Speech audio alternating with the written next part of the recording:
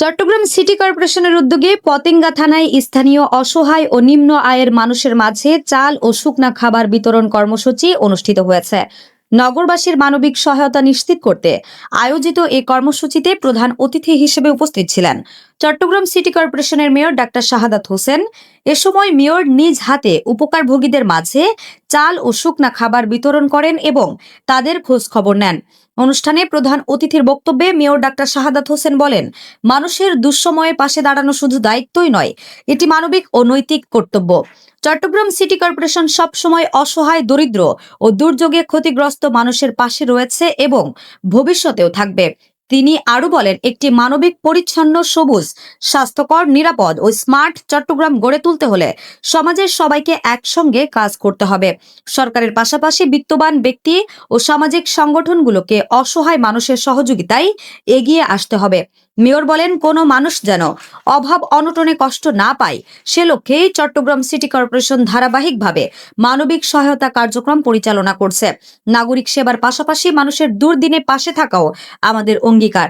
অনুষ্ঠানে পতেঙ্গা থানা বিএনপির নেতৃবৃন্দ, স্থানীয় জনপ্রতিনিধি, সমাজসেবক, রাজনৈতিক ও সামাজিক সংগঠনের নেতাকর্মী সহ গণ্যমান্য ব্যক্তিবর্গ উপস্থিত ছিলেন। গতকাল আমি বলেছি, আমি একটি বৈধ নির্বাচন চাই, যে নির্বাচনের মধ্যে দিয়ে আপনারা আমাকে ভোট দিন, সব আমি কারণ আগের নির্বাচন গুলো তারা জোর করে নেওয়া হয়েছে আমাকে, যার কারণে আমি মামলা করেছি। আজকে আমি মেয়র কিভাবে হয়েছি, ওই 21 সালে আমাকে জোর করে যে হারিয়ে দিয়েছে, সেই রায়ের বিরুদ্ধে আমি মামলা করেছি না। আমাকে ইভিএম এ ভোট হয়েছে, আপনারা দেখেছেন, প্রতিটা সেন্টারে মেশিন ছিল, ইভিএম এর মেশিন, কিন্তু হাতে লিখে রেজাল্ট দিয়েছে।